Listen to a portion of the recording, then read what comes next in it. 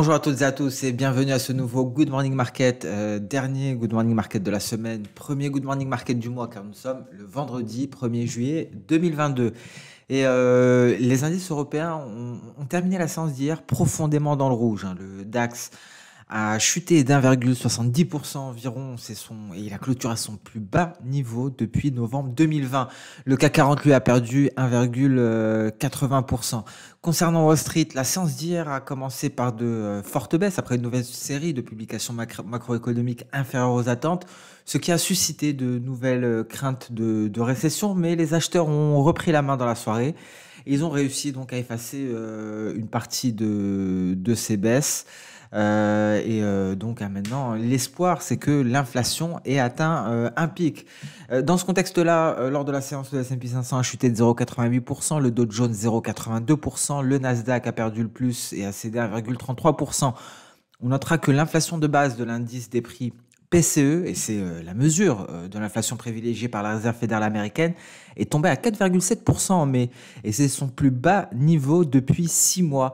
Ça indique donc que la hausse des prix pourrait ralentir. D'un autre côté, les dépenses des Américains ont largement augmenté de 0,2% par rapport au mois de mai, et ont progressé moins vite que leurs revenus pour la première fois depuis décembre.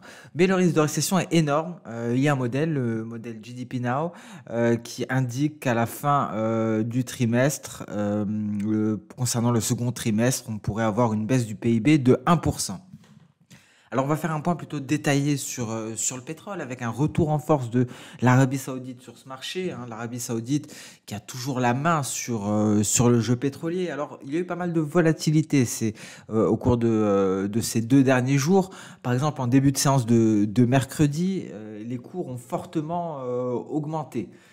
Donc on est allé chercher un sommet intraday et donc cela était dû à l'OPEP qui n'avait pris aucune décision concernant la limitation de la limitation de la production les rumeurs voulaient que l'OPEP pourrait attendre la réunion entre Joe Biden et Mohammed Ben Salman avant de se prononcer. Alors d'un autre côté, les États-Unis ont indiqué qu'ils sont en discussion avec les nations arabes concernant l'augmentation de la production et qu'ils envisagent donc de libérer des réserves stratégiques supplémentaires après le mois d'octobre. Alors à l'heure actuelle, les réserves stratégiques sont donc tombées en dessous des 500 millions de barils. Alors, ce que l'on a appris, c'est qu'à l'heure actuelle, l'OPEP+ s'en tient aux augmentations de la production de pétrole qui ont été approuvées précédemment pour le mois de juillet et août, et elle devrait s'abstenir de toute décision pour le mois de septembre, et ça c'est Reuters qui nous le rapporte, mais il faut noter qu'il y a toujours près de 3 millions de barils par jour qui sont nécessaires pour atteindre l'objectif de production de l'OPEP+.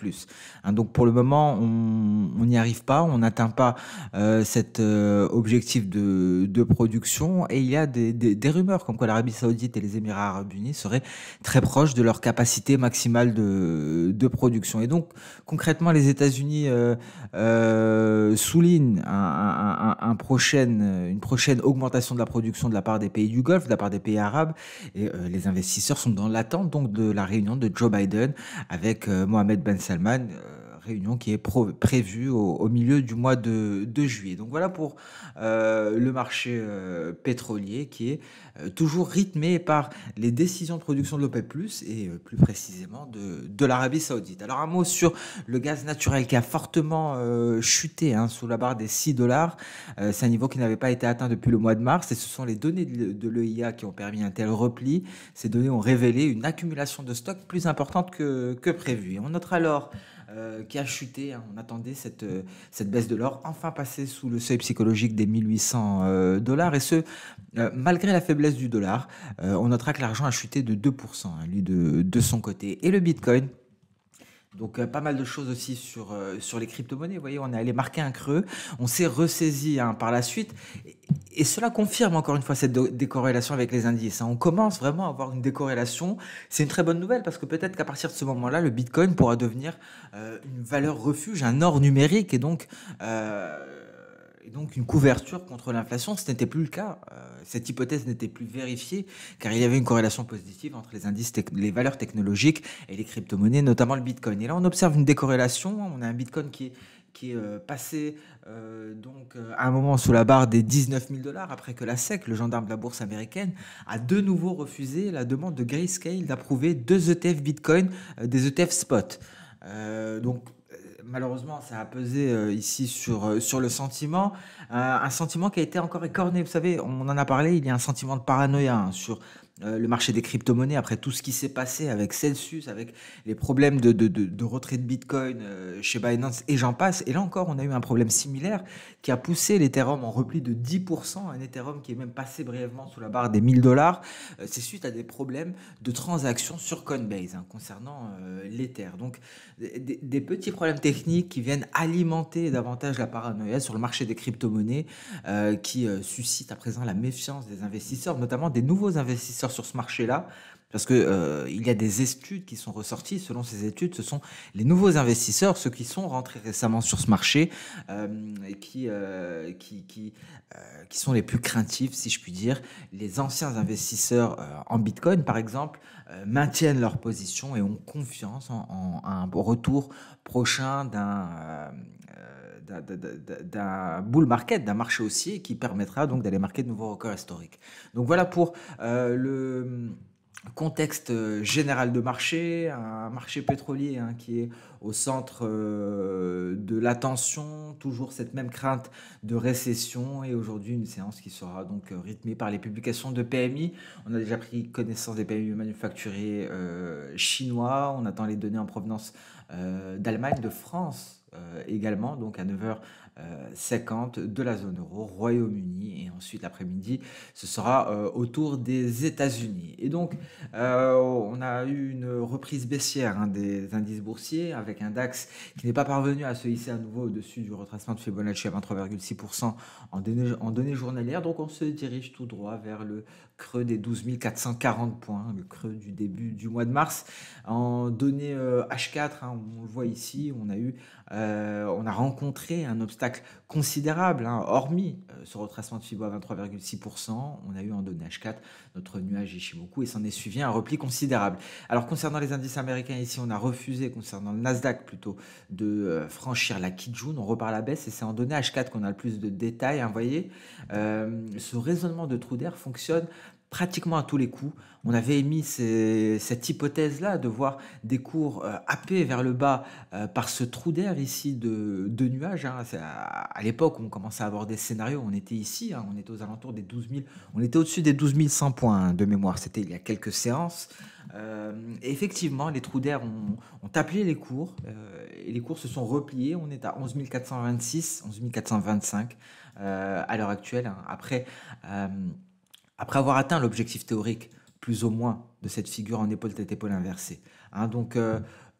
Notre scénario, hypothèse technique d'il y a une semaine environ, s'est complètement réalisé avec un objectif théorique qui a été atteint et des prix qui se sont repliés en direction de ce trou d'air. Alors à l'heure actuelle, ce qu'on va attendre maintenant pour valider ou pas une poursuite baissière, c'est la sortie de la lagging span par le bas du nuage. Si cette sortie a lieu, alors là dans ce cas-là, c'est direction comme pour le DAX, 11 070 points, c'est-à-dire les creux de la mi-juin. Pour le DAX, bien sûr, la target ce serait ici carrément les creux du début du mois de mars. Alors le S&P 500, pareil, à validation de la cassure de la Kijun, repli par la suite. En données H4 aussi, c'est pareil, on a réalisé l'objectif théorique de cette figure en épaule-tête-épaule inversée.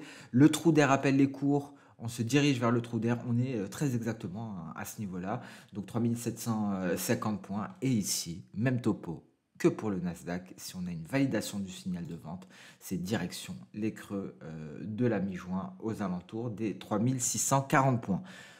Le Dow Jones, ça ressemble beaucoup au S&P 500 et en données H4, c'est pareil. Et donc ici, on va attendre la validation du signal de vente qui nous sera éventuellement fourni par la lagging span et tout dépendra des PMI. Très certainement, ça sera un catalyseur haussier ou baissier pour Wall Street. Voilà pour les indices américains. Un mot sur les crypto-monnaies. Donc une décorrélation qui effectivement fait plaisir. Ici c'est pour notre scénario de long terme, ce graphique journalier. Je pense qu'on en a déjà brièvement parlé, je vais en reparler très rapidement.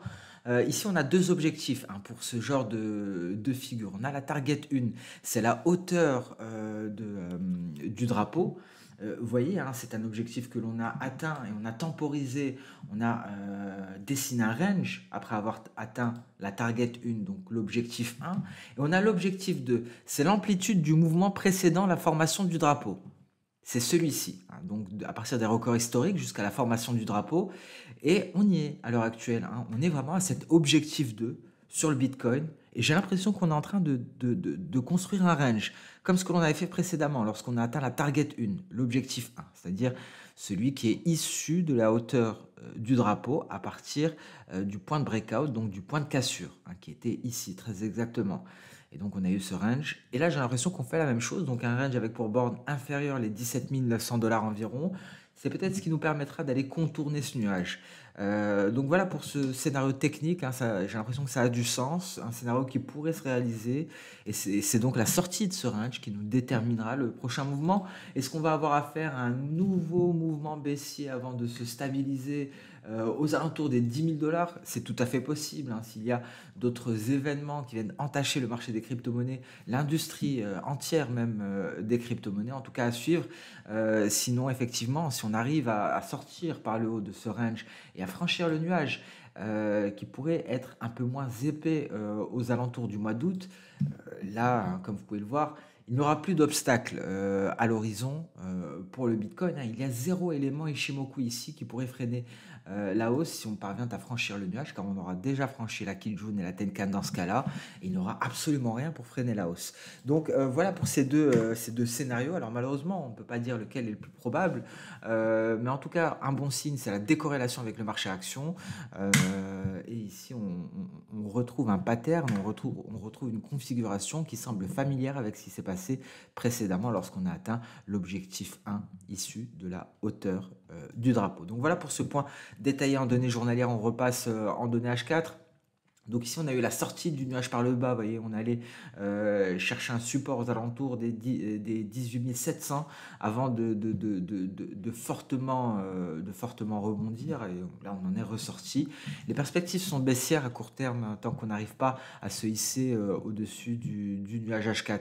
Alors, pour l'Ether, c'est exactement la même chose, hein. Vous pouvez vous amuser à faire exactement le même raisonnement, à donc prendre la mesure de la hauteur de ce drapeau et d'appliquer ici la même chose pour avoir l'objectif 1. Vous voyez, un objectif 1 que l'on retrouve ici pour l'Ether.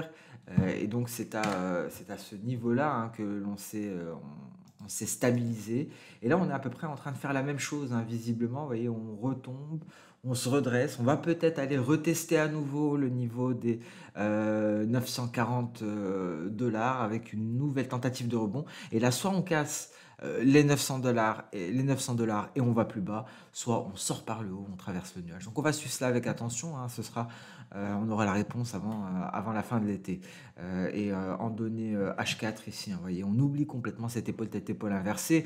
On avait eu tout de même une belle cassure de la ligne de coup ici, une belle cassure de la moyenne mobile à 50 périodes, mais on invalide complètement. On est même aux alentours, hein, du prolongement de la ligne de coup ici. On passe à présent sur le compartiment des matières premières. Assez satisfait aussi du gold. Ce scénario que l'on appelle depuis longtemps est en train de se réaliser, hein. On avait du mal à imaginer un scénario aussi pour le gold. Ça se concrétise à l'heure actuelle. On est déjà passé sous les 1800 $ l'once et on se dirige vers les 1785 $ l'once environ. Peut-être un creux en vue d'un rebond. En tout cas, prudence, hein, parce que si ça casse, on ira beaucoup plus bas. On ira peut-être chercher la borne inférieure de ce biseau d'élargissement qui, je pense, perd de sa puissance, hein, avec le temps. Donc, à voir, on va peut-être réajuster cette figure, à voir ce que nous dessine le gold à l'heure actuelle. C'est un peu ça, hein, l'analyse technique. On se met à jour au fur et à mesure des séances, hein, parce que très souvent, on peut retrouver des patterns que l'on n'avait pas vus initialement, hein. Il faut toujours faire des tests, tracer des lignes. C'est ce que je suis en train d'essayer de faire à l'heure actuelle en direct. et essayer de retrouver quelque chose à partir de cela. On attend tout de même de marquer un creux pour faire ce travail-là. Pour le moment, je pense que ce biseau d'élargissement est toujours d'actualité. En tout cas, notre scénario baissier est en train de se réaliser, hein. Ce qui nous avait mis la puce à l'oreille, c'est ce nuage journalier Ishimoku. Le pétrole WTI qui a dû faire et défaire des fortunes, hein, lors des dernières séances. Pas de direction pour le moment, on oscille entre hausse et baisse, pris en étau entre différents facteurs fondamentaux, donc assez compliqué le pétrole WTI à l'heure actuelle. Vous voyez ici, on a eu une grosse résistance, c'était la moyenne mobile à 100 périodes, hein, donc les perspectives étaient clairement haussières, on avait une belle impulsion haussière ici qui était en train de se dessiner, et non, malheureusement, euh, résistance à ce niveau-là, et on est en train de s'effondrer. On se redirige à nouveau vers les creux du 22 juin, non loin du seuil psychologique des 100 dollars le baril. Un petit coup d'œil peut-être sur Ishimoku. Vous voyez, on sort du nuage par le bas, hein, très rapidement. Voici notre nuage, on sort du nuage par le bas, et le plus important, on valide ce signal de vente. La lagging span n'a plus d'obstacle. Donc effectivement, un scénario à 101,50 $ est largement d'actualité sur le pétrole WTI. Gaz naturel, vous voyez cette baisse assez considérable. Et ici, ce qui a permis un tel repli, c'est la publication des stocks de gaz naturel hier à 16h30. Donc on avait une prévision. euh, on a eu un chiffre qui était supérieur, beaucoup plus avantageux que les prévisions. Et donc, ici, une constitution des stocks considérable, supérieure aux prévisions, supérieure au mois précédent. La réaction, si ce n'est la sanction pour ceux qui étaient à l'achat, a été immédiate. Et ici, ça coïncide encore une fois avec un test de notre nuage Ishimoku. Le moment où les cours sont venus tester le nuage Ishimoku, repli considérable, on est allé chercher carrément les 5,350 $. On a déjà retrouvé des couleurs à l'heure actuelle. Et donc, on va peut-être effacer une partie de ce mouvement. Peut-être un retour vers le seuil psychologique des 6 $, ça semble nettement envisageable. Alors malheureusement, petite mise à jour sur le blé, c'est invalidé, hein. On a cassé le support qui avait bien tenu, donc la reprise, ce n'est pas pour tout de suite. Maintenant, hein, la cible, ce sont les 860. C'est le niveau à aller chercher, c'est le dernier rempart avant les 812.